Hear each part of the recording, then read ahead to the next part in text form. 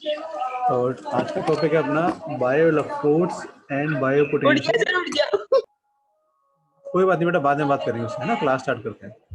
Bio electrode and bio potential amplifier. तो अभी तक हम लोगों ने लास्ट क्लास में क्या पढ़ा था? बायो इलेक्ट्रोड्स के बारे में पढ़े थे और बायो पोटेंशियल के बारे में पढ़ा था कि बायो पोटेंशियल क्या होता है ना। और बायो इलेक्ट्रोड के बारे में पढ़ा था कि कल हमने डिस्कस किया था ना, कितने टाइप्स के, 3 टाइप्स के हमारे इलेक्ट्रोड थे। तो स्किन सरफेस बॉडी इलेक्ट्रोड और निडल इलेक्ट्रोड, डिफरेंट टाइप्स के इलेक्ट्रोड, मेटल प्लेट, है ना, माइक्रोपिपेट टाइप दिए जाता है electrode which are use in biomedical field. आज टॉपिक है जो हमारे बायो इलेक्ट्रोड हैं या बायो पोटेंशियल है उनका एम्पलीफायर। ठीक है, तो एम्पलीफायर क्या होता है, कैसे काम करता है, कितने टाइप्स के एम्पलीफायर होते हैं, है ना, क्या एडवांटेज हैं, क्या डिसएडवांटेज हैं, इसके बारे में डिस्कस करेंगे। ठीक है, तो सबसे पहले मैं स्टार्ट करते हैं कि बायो इलेक्ट्रोड या बायो पोटेंशियल एम्पलीफायर होते क्या हैं। तो आप सबको पता है कि जैसे हम जैसे बायो पोटेंशियल की बात करें तो हमारे बॉडी के अंदर जो भी आयन थे, हम क्या कर रहे हैं, उन आयन को या आयनिक फ्लो को हम वोल्टेज के फॉर्म में ले रहे थे या रिसीव कर रहे थे। तो इस प्रकार के जो भी मेजरमेंट है जिसको हम वोल्टेज के रूप में मेजरमेंट कर रहे हैं, लेकिन जो हमें सिग्नल उनसे मिल रहे थे बॉडी से वो लो क्वालिटी के थे। मतलब उनमें बात करें कि जो लेवल था उनका लो था, तो उस लो सिग्नल को हाई बनाने के लिए हमें एम्पलीफाई की रिक्वायरमेंट पड़ी। तो such type of measurement involve voltage that often are at low level. ठीक है, लो लेवल के थे, have a high source impedance और बोथ, मतलब हाई भी, उसका हाई सोर्स इम्पीडेंस भी हो सकता था, लो लेवल भी था, दोनों प्रकार के थे। तो जो हमारे लो लेवल के हैं उनको हमें क्या करना पड़ेगा, एम्पलीफाई करना पड़ेगा। एम्पलीफाई का मतलब क्या पड़ेगा, उसकी सिग्नल की स्ट्रेंथ को इंक्रीज करना पड़ेगा। ठीक है, amplifier required to increase the signal strength while maintaining high fidelity. ठीक है, जो एम्पलीफायर हम डिज़ाइन कर रहे हैं, तो जो बायो पोटेंशियल या बायो इलेक्ट्रोड में हम जो यूज़ में लेंगे, तो हम वो किस टाइप का प्रोसेस में कहाँ यूज़ में आ रहे हैं, तो उस टाइप के एम्पलीफायर इनको यूज़ में लेंगे। Amplifier that have been designed for specifically for this type of processing bio potential are known as bio potential amplifier. जो बायो पोटेंशियल में हम यूज़ में लेंगे वो हमारे क्या कहलाएंगे, बायो पोटेंशियल एम्पलीफायर कहलाएंगे। This is a diagram, systematic representation of biomedical या बायोपोटेंशियल मेजरमेंट। हमें बॉडी के जिस पार्ट में हम लोग मेजरमेंट करना चाहते हैं, तो हम क्या करेंगे, वहाँ पर बायोपोटेंशियल इलेक्ट्रोड को कनेक्ट कर देंगे। जहाँ पर आपको रेड रेड दिख रहे होंगे ना, ये तो हमारी क्या इलेक्ट्रोड लगे हुए हैं, है ना। तो जहाँ हम अपर साइड में मेजरमेंट कर रहे हैं वो हमारे बायोपोटेंशियल इलेक्ट्रोड है, और जो लोअर साइड में हमने लगा रखा है वो सिग्नल को ग्राउंड करने के लिए हमने इसको कनेक्ट कर रखा है। यहाँ पर हमने ऑपरेशन एम्पलीफायर लगा रखा है। ठीक है, इसके थ्रू हम यहाँ पर इसकी रीडिंग ले रहे हैं। इसका एक टर्मिनल तो हमारा क्या है, ग्राउंड या बैटरी से ग्राउंड से कनेक्टेड है, और जो आउटपुट है रीड आउट लिखा हुआ है, यहाँ से हमें इसकी आउटपुट की वैल्यू मिल रही है। मतलब जो भी हमें मैम सर, हाँ बोलो। सर पीछे से बहुत नॉइस आ रही है। एक मिनट।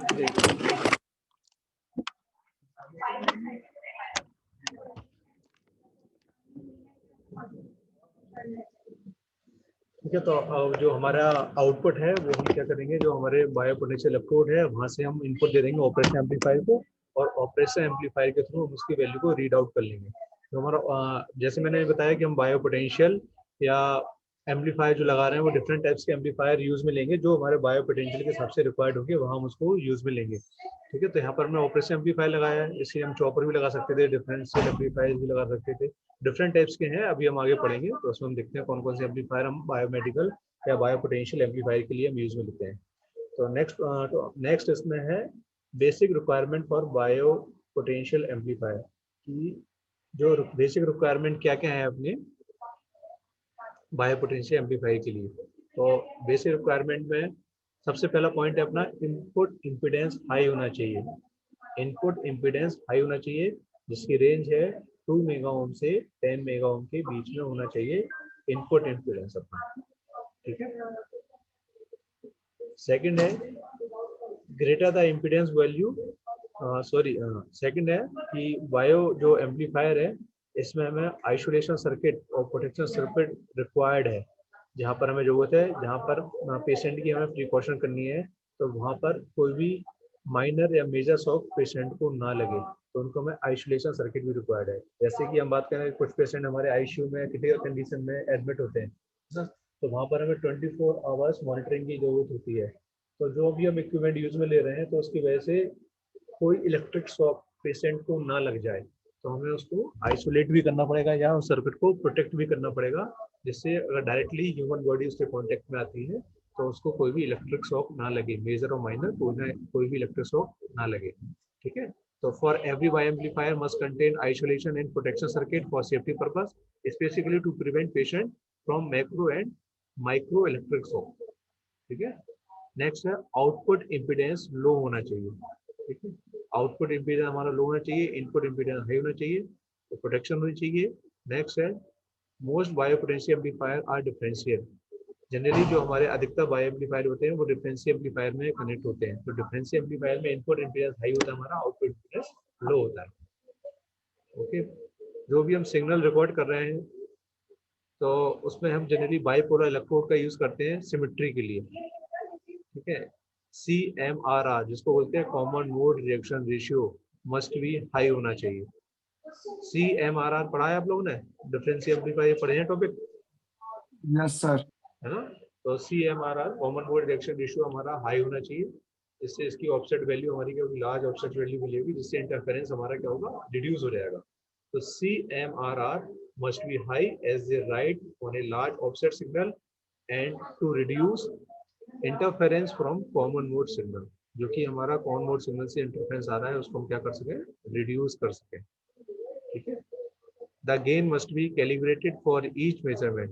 यहाँ पर हमारी गेन आ रही है उसको हम कैलिब्रेट कर सकें ईच मेजरमेंट के लिए, जिस हिसाब से रिक्वायरमेंट है तो हम उसको एम्पलीफाई करके मॉडिफाई करके आगे पास कर सकें। ठीक है, an ideal bio amplifier must be free from noise and distortion.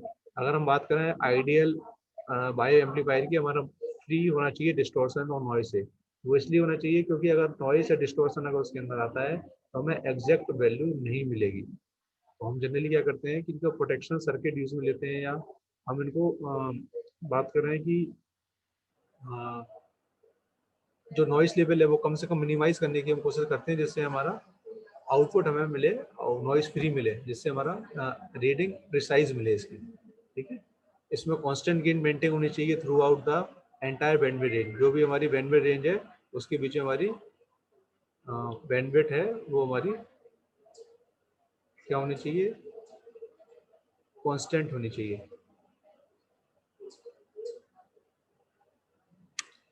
Next है इसमें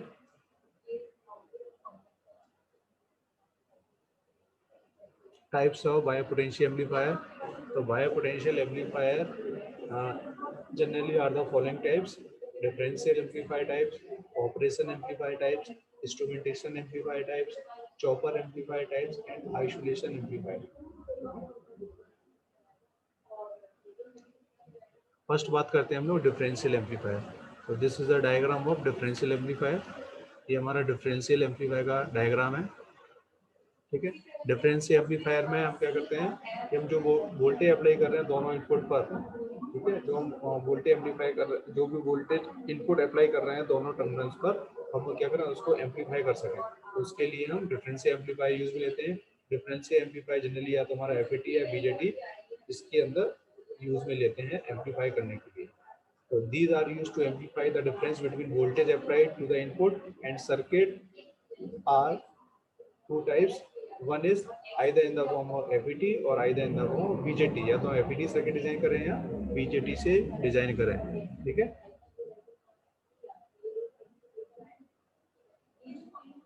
नेक्स्ट है ऑपरेशन एम्पलीफायर। जो हमारा ऑपरेशन एम्पलीफायर है जिसको हम बोलते हैं ओपैम, जनरली हम क्या बोलते हैं, ओपैम बोलते हैं। तो ओपैम हमारी क्या होती है, एक प्रकार की IC होती है ना। ऑपरेशन एम्पलीफायर ओपैम की IC होती है जिसके अंदर हमारे क्या होते हैं, many transistor, resistor and FET लगे हुए होते हैं। तो उसको अगर हम बोलें ऑपरेशन एम्पलीफायर क्या होता है, these are the multi state amplifier which are interconnect and occupy minimal space even though consist of many transistor, resistor and FET। they are available in the form of IC, जो हमारा IC की form में available होता है। ठीक है, तो ओपैम, ये हमारा ओपैम का डायग्राम है। ऑपरेशन एम्पलीफायर हमारा क्या होता है, ये हमारा इसका सिंबल है ओपैम का रिप्रेजेंट करने का। जनरली ये हमारी ओपैम की एक IC होती है जहाँ से हम क्या करते हैं, इसको इसके थ्रू हम मेजर करते हैं। तो ये हमारा दो प्रकार का होता है, इन्वर्टिंग और नॉन इन्वर्टिंग एम्पलीफायर, है ना। तो ये हमारा कंसिस्ट किससे बना होता है, ट्रांजिस्टर, रेजिस्टर, एफईटी से बना होता है। तो इसमें हमारे नंबर ऑफ ट्रांजिस्टर, एफईटी जितने भी लगे होते हैं उनको हम क्या करते हैं, आईसी के ऊपर फैब्रिकेटेड करते हैं, जिससे ओवरऑल सर्किट साइज रिड्यूस हो जाता है। नेक्स्ट है इंस्ट्रूमेंटेशन एम्पलीफायर। इंस्ट्रूमेंटेशन एम्पलीफायर का डायग्राम दिखा रहा हूँ पहले आपको। यहाँ पर हम बात कर रहे हैं इंस्ट्रूमेंटेशन एम्पलीफायर में हमारे 3 स्टेट एम्पलीफायर लगे हुए हैं, यहाँ बोले 3 ओपैम्प लगे हुए हैं, है ना। एक हमारे स्टार्टिंग के इनपुट में लगे हुए हैं ओपैम्प, फिर इससे जो आउटपुट आ रहा है, फिर इससे फर्दर एक और हमारा ओपैम्प कनेक्टेड है जिससे हमें आउटपुट मिल रहा है, ठीक है। तो ये हमारा इंस्ट्रूमेंटेशन एम्पलीफायर है। It consist of 3 amplifier in the circuit. इसमें हमारे सर्किट के अंदर 3 एम्पलीफायर लगे हुए हैं। The input amplifier is to the output form to the transducer. जो भी हमारा थर्ड वाला है उसके लिए जो उसका जो भी इनपुट अप्लाई करेंगे वो क्या कर रहा है, इसके लिए ट्रांसड्यूसर का काम कर रहा है। जो भी इनपुट इसके अंदर आएगा उसको कन्वर्ट करके आगे पास कर देगा, थर्ड वाले ऑपरेशन एम्पलीफायर में पास कर देगा। ये हमारे नॉन इन्वर्टिंग बोर्ड में कनेक्टेड है, each input of the differential amplifier का। तो जो नॉन इन्वर्टिंग एम्पलीफायर जो है, अगर इसका डायग्राम मैं आपको दिखाऊं, एक मिनट, ये हमारा नॉन इन्वर्टिंग हमने लगा रखा है, इसमें भी नॉन इन्वर्टिंग है, ठीक है, जहाँ से हम इनपुट अप्लाई कर रहे हैं। तो ये हमारा नॉन इन्वर्टिंग मोड में कनेक्टेड है, left hand side of the diagram. And non inverting amplifier जो हमारा कनेक्टेड है इंस्ट्रूमेंटेशन, ये पूरा अरेंजमेंट है, इसको हम क्या बोलेंगे, इंस्ट्रूमेंटेशन एम्पलीफायर बोलेंगे, ठीक है। तो जो थर्ड ऑपरेशन एम्पलीफायर हमारा थर्ड ओपन है, तो थर्ड ओपन हमें क्या बता रहा है कि डिफरेंस एम्पलीफायर बता रहा है दोनों आउटपुट का। इंस्ट्रूमेंटेशन एम्पलीफायर का जो डिफरेंस हमें मिल रहा है वो मिल रहा है इन टर्म्स ऑफ वोल्टेज। जो वी आउट आ रहा है, तो V1 और V2 जो हमने वोल्टेज इसके अंदर अप्लाई कर रखे हैं ओपन 1 के एंड ओपन 2 में। तो इसकी जो एप्लीकेशन है वो बायोमेडिकल एप्लीकेशन में जनरली हम उसको यूज में लेते हैं बायो पोटेंशियल एम्पलीफायर के रूप में, क्योंकि इसमें हाई गेन होती है, हाई इम्पीडेंस होता है। और ये हमारे क्रूशियल मेडिकल इंस्ट्रूमेंट को डिज़ाइन करने के लिए यूज़ में लिया जाता है, जो कि इसकी इंडिविजुअली हम इसको डिटरमाइन कर सकते हैं उसकी हेल्थ कंडीशन कितनी है with the help of these instrumentation amplifier के थ्रू हम निकाल सकते हैं। नेक्स्ट है हमारा चॉपर एम्पलीफायर। ये हमारा डायग्राम है चॉपर एम्पलीफायर का, ठीक है। तो चॉपर एम्पलीफायर में हमने क्या किया, डीसी इनपुट दिया। ये क्या कर रहा है, हमारा जो भी हमारा आउटपुट आया हमने इसको एसी एम्पलीफायर में कन्वर्ट करके दे दिया, क्योंकि सिग्नल हमने पल्स के रूप में चाहिए था। तो डीसी तो कांस्टेंट लाइन ही होगी। चॉपर क्या करता है, डीसी टू डीसी कन्वर्ट करता है। चॉपर क्या कर रहा है, डीसी टू डीसी कन्वर्ट करता है ना। तो हमने डीसी इनपुट लिया, डीसी इनपुट लेने के बाद हमने उसको एसी में एम्पलीफाई कर दिया। पल्सेटर जो डीसी मिली हमने उसको एसी में एम्पलीफाई कर दिया। फिर मैं डीमोडुलेटर रेक्टिफायर से जो इसमें कंपोनेंट थे हमने क्या करा, उनको रिमूव कर दिया। फिर से हमें क्या की डीसी मिल गई। जस्ट लाइक अगर हम रेक्टिफायर की तरह समझें, इसको रेक्टिफायर की तरह समझें, रेक्टिफायर में क्या होता है, एसी को डीसी में कन्वर्ट करता है। तो उसमें क्या होता है कि हमारे जैसे हम कोई भी एसी इनपुट अप्लाई करते हैं तो एसी सिग्नल जो हमारा होता है साइनसोइडल वेव होती है। साइनसोइडल वेव के अंदर हमारे कंपोनेंट होते हैं, लाइक बात करें पीक सिग्नल होते हैं, तो हमारे रिपल्स होती है जिनको हम रिपल्स बोलते हैं। जहाँ पीक मिल रहा है ना, ये जेट इज कॉल्ड रिपल्स। हम क्या करते हैं, रिपल्स को रिमूव करने की कोशिश करते हैं with the help of filter circuit. Filter circuit क्या करता है, जो कि इसमें पीक आ रहे हैं, रिपल्स आ रही हैं, उनको रिमूव करते हैं with the help of filter circuit. Like capacitor filter लगाते हैं, इंडक्टर फिल्टर लगाते हैं, सीएलसी फिल्टर लगाते हैं या पाइप फिल्टर लगाते हैं। जो भी सीएलसी बात कर रहे हैं, पाइप फिल्टर ही है। तो डिफरेंट टाइप्स के फिल्टर यूज में लेते हैं। तो क्या करता है, जो रिपल्स आ रही है उनको हमारा रिमूव कर देता है। तो वही हमने कॉन्सेप्ट इसमें यूज में लिया है। यहाँ पर हमने डीसी चॉपर लगाया है, तो इनपुट में हमने क्या किया, डीसी इनपुट सिग्नल्स अप्लाई किए। डीसी इनपुट सिग्नल्स हमने क्या किए हैं, इसके अंदर अप्लाई किए चॉपर के अंदर। तो चॉपर क्या करेगा, डीसी सिग्नल को डीसी में कन्वर्ट कर देगा। तो इसने क्या किया, जो डीसी सिग्नल थे उसको पल्सेटेड डीसी में कन्वर्ट कर दिया। फिर यहाँ हमने लगाया एसी एम्पलीफायर। एसी एम्पलीफायर क्या करेगा, जो भी इनपुट हमें डीसी सिग्नल्स मिले हैं तो उसको हम एसी में कन्वर्ट कर देंगे या एम्पलीफाई कर देंगे, जिससे एक्चुअल लेवल तक हमें वैल्यू मिल जाए, जो कि हमारे डिजायर्ड लेवल है जहाँ पर हम उसको मेजर करना चाह सके। तो हमने एम्पलीफाई करके उसको कन्वर्ट कर दिया एसी सिग्नल। अब जो एसी सिग्नल है वो क्या कर रहा है, इसको रेक्टिफायर कर रहा है। रेक्टिफायर का मतलब क्या है कि यहाँ से हम एसी रिपल्स को रिमूव कर दें। रिपल्स को रिमूव कर दें तो केवल डीसी लाइन मिलेगी। तो डीसी लाइन मिल जाएगी तो हमारा आउटपुट आ जाएगा, वो हमारा डीसी फॉर्म में मिल जाएगा, ठीक है। तो ये हमारा चॉपर सर्किट इस प्रकार बिहेव करता है। तो चॉपर सर्किट का बेनिफिट क्या है, ये हमारा जो इसमें इशू आते हैं नॉइस का और ड्रिफ्ट का, जो जनरली इश्यू आते हैं बायोमेडिकल पोटेंशियल में। तो इसकी वजह से जो हम रिकॉर्डिंग करते हैं, लाइक जैसे मान लो ईसीजी कर रहे हैं, तो जो मेजरमेंट कर रहे हैं, तो नॉइस या ड्रिफ्ट की वजह से इसमें पीक सिग्नल में वेरिएशन आ जाता है। तो उस पीक सिग्नल में वेरिएशन ना आए तो उसको मिनिमाइज करने के लिए यूज में लेते हैं, है ना। तो DC amplifier has sudden peak in the output when the input is zero. एक सडन पीक आ जाता है नॉइस की वजह से, हमने इनपुट जब जीरो अप्लाई कर रहे हैं। चॉपर एम्पलीफायर उसको सैंपल्स को कम करने की कोशिश कर रहा है, इससे इसमें जो पल्सेस मिल रही है वो कम से कम मिले।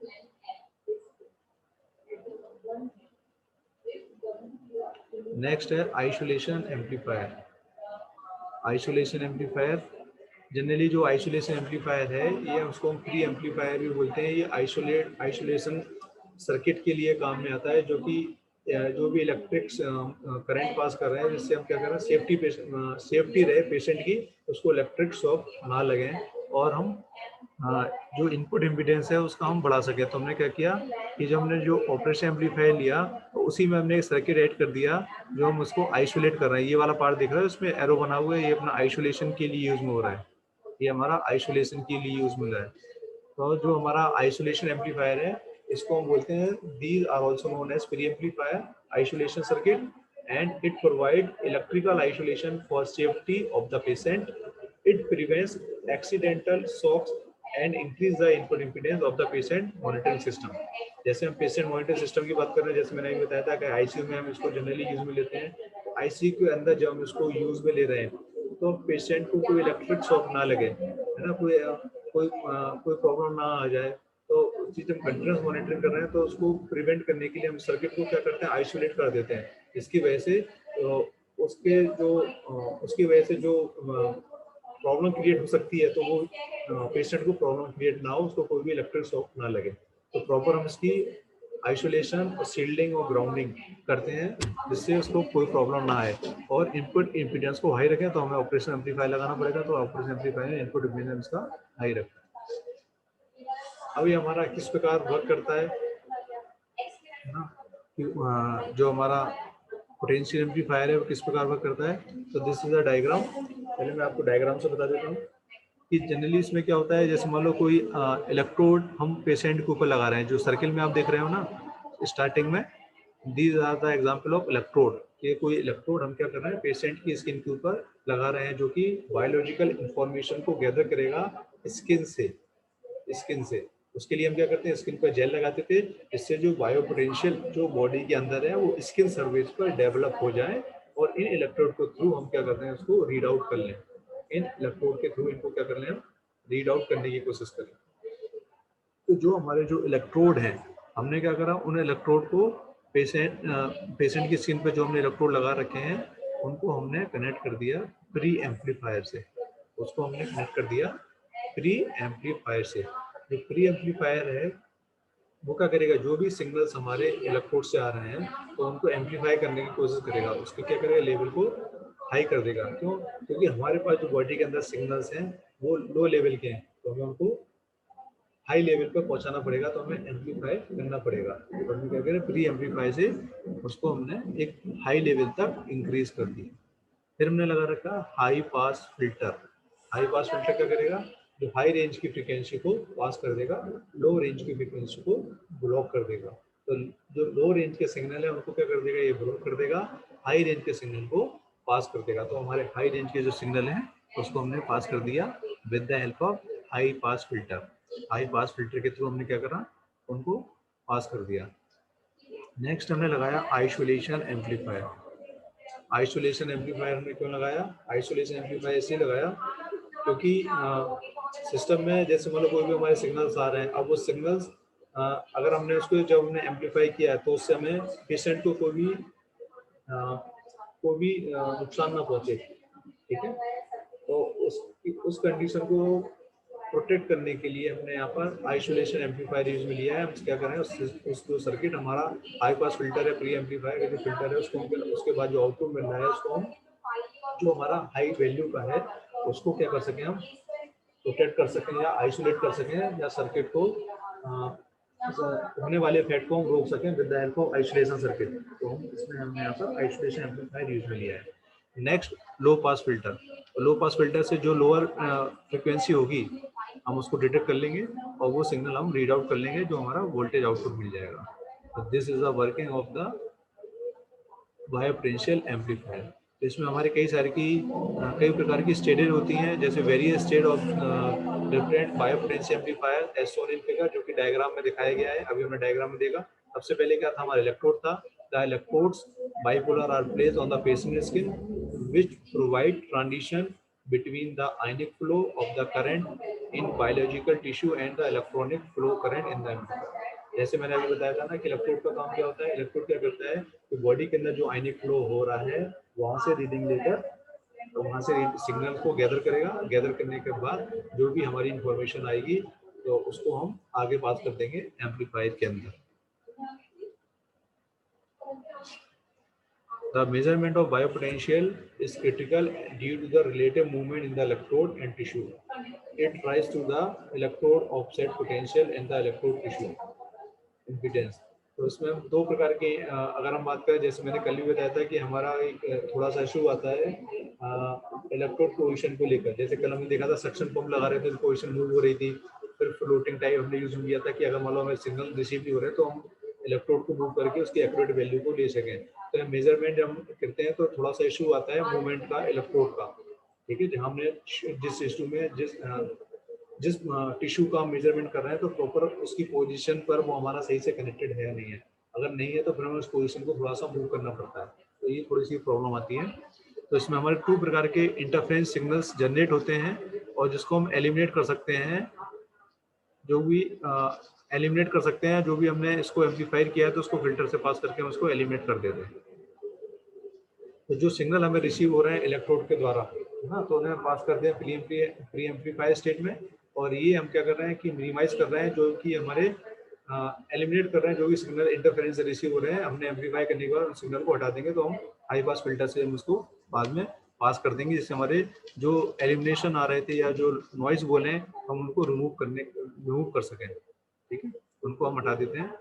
फिर हम प्री एम्पलीफायर ऑफसेट को हम आगे पास कर देते हैं बायोलॉजिकल सिग्नल को, जिससे हम आगे जो उसमें रीडिंग हमें मिल जाती है फिल्टर सर्किट में। हम क्या करते हैं, फिल्टर सर्किट में जो भी डिस्टॉर्शन है, नॉइज आ रहे हैं, उनको रिमूव करके फिर उनकी रीडिंग को हम नोट आउट कर लेते हैं। तो दिस इज द डायग्राम जो कि मैं पहले ही आपको बता चुका था। नेक्स्ट है एप्लीकेशन और bio potential amplifier. Bio potential amplifier की हमारी एप्लीकेशन कहाँ है, हम इनको कहाँ यूज में लेते हैं। तो फर्स्ट है, these are majorly used in biomedical instrumentation system like ECG, EMG, CT scan equipment and patient hospital monitoring में यूज में लेते हैं। इलेक्ट्रोमायोग्राम में भी, जिसको हम EMG बोलते हैं, उसको भी यूज में लेते हैं। कार्डियोटेकोमीटर में भी यूज में लेते हैं, है ना। हार्ट की एक्टिविटी को मेजरमेंट करने के लिए यूज में लेते हैं। ये telemetry system, holder recorder device determine specific health condition of the patient के लिए भी हम इसको यूज में लेते हैं। What are the advantage of bio potential amplifier? These are the advantage कि हम किसी भी पेशेंट की हेल्दी कंडीशन को क्या कर सकते हैं, मॉनिटरिंग कर सकते हैं। ECG वेवफॉर्म को डिस्प्ले के रूप में डिफाइन कर सकते हैं। इंस्ट्रूमेंट जो एम्पलीफायर है वो हमें accurate testing and result measurement हमें देता है। जो बायो पोटेंशियल एम्पलीफायर होता है वो बहुत ही इजी है एंड स्टेबल है, जिससे हम लॉन्ग टर्म में भी इसको हम यूज में ले सकते हैं, ठीक है। इंस्ट्रूमेंटेशन एम्पलीफायर जो भी है हमारा एक्यूरेट टेस्टिंग और मेजरमेंट के लिए जनरली यूज में हम लेते हैं। जो हमारा बायोलॉजिकल पोटेंशियल एम्पलीफायर है ये हमारे हाईली स्केलेबल होते हैं, ठीक है। इसके अंदर हम स्मॉल इनपुट एम्पलीफायर को भी एम्पलीफाई कर सकते हैं with the help of greater extent at the input value। इसकी टर्म्स। सर ये हाईली स्केलेबल का मतलब क्या हुआ? हाईली स्केलेबल का मतलब ये है कि जैसे हम जो इसकी रीडिंग ले रहे हैं, ठीक है, हम जो भी इसकी रीडिंग नोट आउट कर रहे हैं कि जैसे हमारा एक हम सिंपल सी लैंग्वेज में बात करें, हमारे पास कोई स्केल है, मान लो हम स्केल में रीडिंग ले रहे हैं, ठीक है। तो हमारे पास जो आउटपुट आना चाहिए जो हमारे कांस्टेंट रूप में आना चाहिए, रेटिंग हमारी कांस्टेंट आनी चाहिए। लेकिन यहाँ पर जब हम इसकी वैल्यू को मेजरमेंट कर रहे हैं तो कोई ज़्यादा वेरिएशन ना हो, कांस्टेंट वैल्यू हमें मिले। जो भी एम्पलीफायर यूज में ले रहा है, ऐसा ना हो कि एम्पलीफायर लगाया सिग्नल तो हमारा कुछ था लेकिन बहुत ज़्यादा एम्पलीफायर नॉइज भी बहुत ज़्यादा एम्पलीफाई हो गई, हमें इसकी वैल्यू और कुछ मिल गई, जैसे हम बाद में फिल्टर सर्किट लगाते भी हैं तो वो नॉइस इतनी एम्पलीफाई हो गई कि उसमें ऐड होके हमारा वो रिमूव ही नहीं हो रहा, इसको हम रीड आउट कर सकें प्रॉपर्ली। ठीक है, दीज आर द डिसएडवांटेज, ये हमारे क्या है डिसएडवांटेज है बायो पोटेंशियल एम्पलीफायर के। तो फर्स्ट है sometimes there could be minor distortion और the noise in the output, कि समटाइम्स क्या होती है कभी कभी कि माइनर से डिस्टॉर्शन या नॉइज भी आ जाती है आउटपुट के ऊपर, ये थोड़ा सा प्रॉब्लम क्रिएट करता है। तो इसको हम रिमूव करते हैं with the help of amplifier circuit, हम जो यूज में लेते हैं आइसोलेशन और एम्पलीफायर सर्किट, इनके थ्रू कोशिश करते हैं कि ये सारी चीजें हमारी मिनिमाइज हो, कम से कम हो। Second, the system often depend on the special cable to remove the noise. तो जनरली इन नॉइज को रिमूव करने के लिए हम स्पेशल टाइप्स के केबल का यूज में लेते हैं जिससे हमारे ये नॉइज ना आए, इंटरफेरेंस ना हो ना। तो हम क्या करते हैं आइसोलेटेड केबल यूज में लेते हैं जिसकी वजह से इंटरफेरेंस क्रिएट ना हो आउटपुट में। ठीक है, super imposing of original signals is the only concern when the noise get transmitted for a long range।